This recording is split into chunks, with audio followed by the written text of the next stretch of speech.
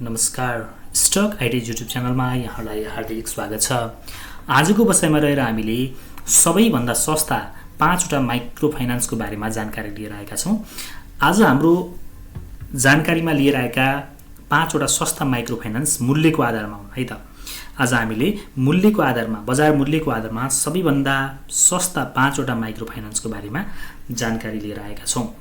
आजको जानकारीमा लाग्नुभन्दा अगाडि यहाँलाई विशेष अनुरोध कि तपाईले आजसम्म पनि हाम्रो च्यानललाई सब्स्क्राइब गर्नुभएको छैन भने कृपया हाम्रो च्यानललाई सब्स्क्राइब गर्नुहोला। त्यसको लागि युट्युबमा गएर @7 स्टक आइडिया भनेर सर्च गर्नुभयो भने यो लोगो भएको हाम्रो च्यानल खुल्छ र यसमा तपाईहरुले सब्स्क्राइब गरी नजिकैको बेल आइकन दबाएर अल अप्सनमा क्लिक गर्नुभयो भने हामीले भिडियो राख्न साथ तपाईहरुलाई नोटिफिकेसन प्राप्त हुन्छ र तपाईले शेयर बजार सम्बन्धी विविध जानकारी र लेटेस्ट अपडेट प्राप्त गर्न सक्नुहुन्छ। अब लागौं आजको जानकारीतर्फ। आज मैले जानकारीमा लिएर आएको पहिलो कम्पनी रहेको छ समाज लघुवित्त वित्तीय संस्था। यो कम्पनीको बजार मूल्य 78.40 रुपैयाँको रहेको छ। तर यो कम्पनी चाहिँ अहिले हामीले किन्न सक्दैनौँ किनभने यो मूल्यमा कसैले पनि बेच्न तयार छैन। यो लामो समय होल्डमा रहेर पछि चाहिँ खुल्दाखेरि लो रेटमा खुलेको कारणले यसलाई कसैले पनि किनबेच नगरेकोले यसको मूल्य जतिको तत्ति भएर बसिरहेको अवस्था छ।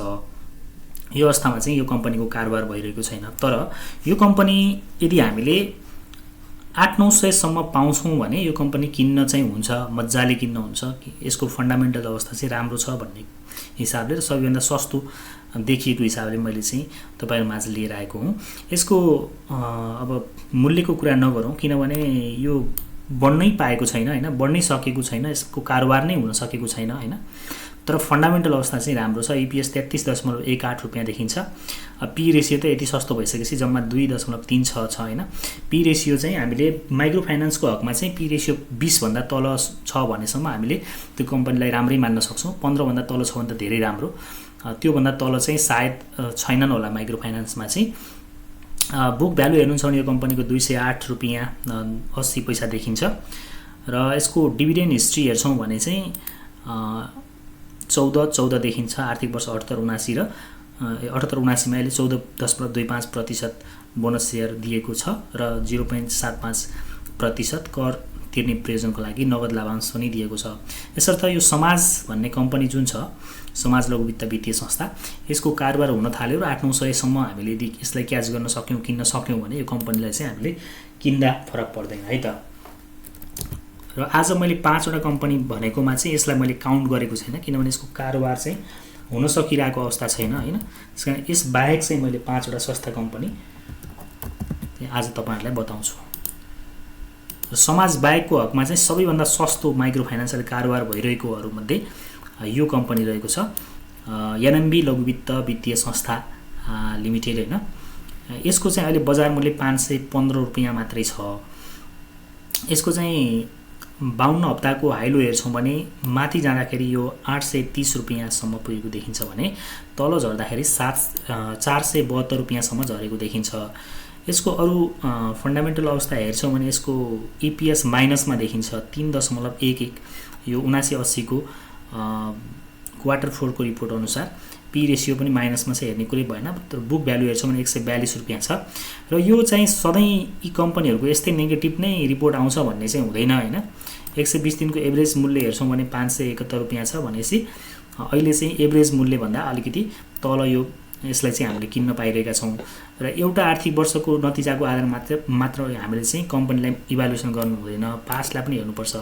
विगतमा चाहिँ यो कम्पनी निकै माथिसम्म 12-12.5-1300 सम्म पुगेको देखिन्छ। त्यो हिसाबमा चाहिँ अहिले यो चाहिँ झन्डै 3 गुणा तल देखिन्छ। त्यसैले हामीले चाहिँ अहिले किनेर लामो समयसम्म होल्ड गर्न सक्यो भने यो कम्पनीमा चाहिँ राम्रो प्रतिफल हामीले पाउन सक्छौँ। तर होल्ड गर्ने क्यापासिटी चाहिँ हुनुपर्छ। लामो समयपछिको सपोर्टमा आएर बसिरहेको अवस्था छ। यो एकदम बाइङ जोन नै हो भन्दा चाहिँ हुन्छ यसलाई चाहिँ हैन। यो लेभलमा किन्नेहरूलाई रिस्क भन्दा रिवार्ड निसन्देह चाहिँ के छ त बढी छ। यसर्थ सस्तो माइक्रो फाइनान्स खोज्नु भएको छ भने यो नेप्सेमा लिस्टेड भएर कारोबार भइरहेको सबैभन्दा सस्तो माइक्रो फाइनान्स हो है त। र दोस्रो माइक्रो फाइनान्समा चाहिँ जीबीएलबी ग्रामीण विकास लघुवित्त यो चाहिँ नेप्सेमा कारोबार भइरहेको दोस्रो सस्तो माइक्रो फाइनान्स हो हैन। यसको बजार मूल्य चाहिँ अहिले 522 रुपैयाँ देखिन्छ, 522.20 देखिन्छ। यसको चाहिँ 52 हप्ताको हाइलो हेर्नुहुन्छ भने 760 रुपैयाँसम्म माथि पुगेको थियो भने 427 रुपैयाँसम्म झरेको देखिन्छ। 120 दिनको एभरेज हेर्नुहुन्छ भने 538 रुपैयाँ देखिन्छ भनेपछि यो 120 दिनको एभरेज भन्दा यसको बजार मूल्य अहिले सस्तो छ। इपिएस हेर्नुहुन्छ भने 7 रुपैयाँ 02 पैसा छ। पी रेसियो हेर्नुहुन्छ भने 74.39 रुपैयाँ देखिन्छ, 39 देखिन्छ भने बुक भ्यालु हेर्नुहुन्छ भने 207.88 रुपैयाँ भनेपछि बुक भ्यालु अलिकति राम्रो देखिन्छ यसको है, 200 भन्दा माथिको बुक भ्यालु छ। यसको डिभिडेन्ड हिस्ट्री हेर्छौँ भने यसले आजसम्म चाहिँ डिभिडेन्ड दिएको छैन। यसले 75-76 मा एकचोटि राइट सेयर दिएको देखिन्छ हैन, 1:0.5 को दरमा चाहिँ राइट सेयर दिएको छ र यसले लाभांश चाहिँ दिएको छैन यो कम्पनीले।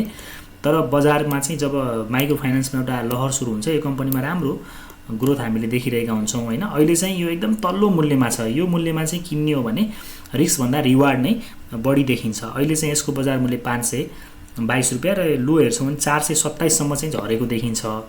अब यसमा एउटा अर्को सम्भावना मैले के देखिरहेको छु भने तपाईले यहाँ देख्न सक्नुहुन्छ यो कम्पनीले 427 मा जब लो लगायो त्यसपछि अहिले चाहिँ 400 करिब 80 तिरबाट फर्केर माथितिर गइरहेको छ। यदि यो कम्पनी यहाँबाट माथि गएर 634 भन्दा माथितिर गएर बल्ल तल झर्छ भने यसले चाहिँ के कुराको सुरुवात गर्छ भने यसले यो चाहिँ बटम लगायो भन्ने कुराको अर्थ राख्छ र नयाँ हायर लोको श्रृङ्खला चाहिँ यसले सुरुवात गर्न सक्छ। यसर्थ यो एउटा राम्रो अवसर हुन सक्छ अब बुलको यात्राको लागि। यो बेला किनेर राख्यौं भने चाहिँ यो कम्पनीमा हामीले राम्रो गेन गर्न सक्छौं। 1370 सम्म करिब पुगेको यो कम्पनी हेर्नुस् त अहिले जम्मा 500 को पेरिफेरीमा छ भनेपछि झन्डै 3 गुणा हामीले यसमा पनि कमाउन सक्ने अवसर चाहिँ रहेको छ। सर्ट टर्ममा पनि अहिले हामी इन्ट्री गर्यौं भने चाहिँ एकदम छोटो समयमा 15-20% को रिटर्न चाहिँ सजिलै प्राप्त गर्न सक्छौं जब माइक्रोमा थोरै पनि मुभमेन्ट आयो भने यो कम्पनी उड्नेवाला छ है त। अर्को कम्पनी छ तेस्रो सस्तो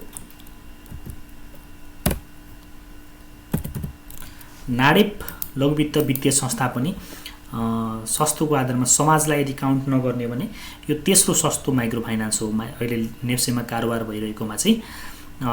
यसलाई हेर्नुहुन्छ भने अहिले बजारमा चाहिँ यसको मूल्य 536 रुपैयाँ देखिन्छ हैन। त्यसपछि यसको चाहिँ 52 हप्तामा हाइलो हेर्छौं भने 883 सम्म माथि गएको देखिन्छ भने 481 सम्म खसेको देखिन्छ।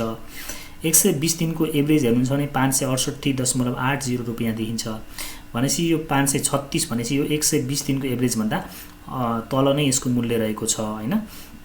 इपिएस हेर्नुहुन्छ भने 3.39 रुपैयाँ देखिन्छ क्वार्टर 4 को रिपोर्ट 2079-80 को अनुसार। पी रेसियो हेर्नुहुन्छ भने 158.11, बुक भ्यालु 178.45 रुपैयाँ देखिन्छ भने अब यसको चाहिँ डिभिडेन्ड हिस्ट्री हेर्नुहुन्छ भने के छ त भन्दा यसमा धेरै थोर डिभिडेन्ड पनि हामीले पाइरहेका छौं हैन।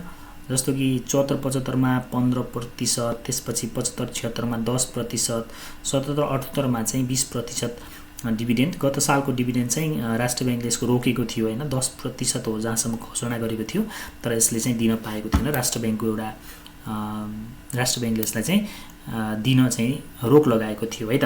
अब यो कम्पनी चाहिँ हामीले हेर्छौं भने 52 हप्तामा 481 र 883 यो बीचमा सम्म पुगेको देखिन्छ र बुलमा चाहिँ हामीले यो कम्पनीलाई चाहिँ धेरै माथि गएको रहेनछ। यो 900 रुपैयाँ सम्म पुगेको देखिन्छ र अहिले यसको मूल्य 536 रुपैयाँ छ।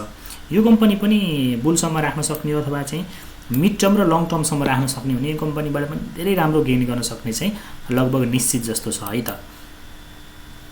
अब यसपछि हामीले अर्को कम्पनी लिएका छौं चौथो सस्तो मानौ कारोबार भएका मध्ये 555 रुपैयाँमा रहेको मेरो माइक्रो फाइनान्स। यो माइक्रो फाइनान्स पनि फन्डामेन्टली त्यस्तो नराम्रो पनि भन्न मिल्दैन है। यसको चाहिँ इपिएस हेर्नुहुन्छ भने 5.45 रुपैयाँ देखिन्छ। पी रेसियो 101.83, बुक भ्यालु चाहिँ 146 रुपैयाँ छ।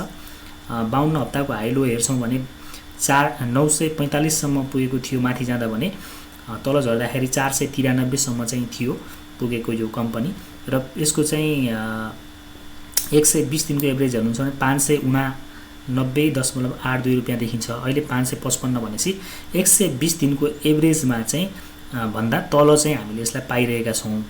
र यो कम्पनीको डिभिडेन्ड हिस्ट्री हेर्छौँ भने राम्रो छ है। 72-73बाट हेरौँ 10, 30, 15, 30, 16, 20, 10 यसरी 10 फेरि क्यास पनि दिएर 20 गरेर दिएको थियो गत साल पनि।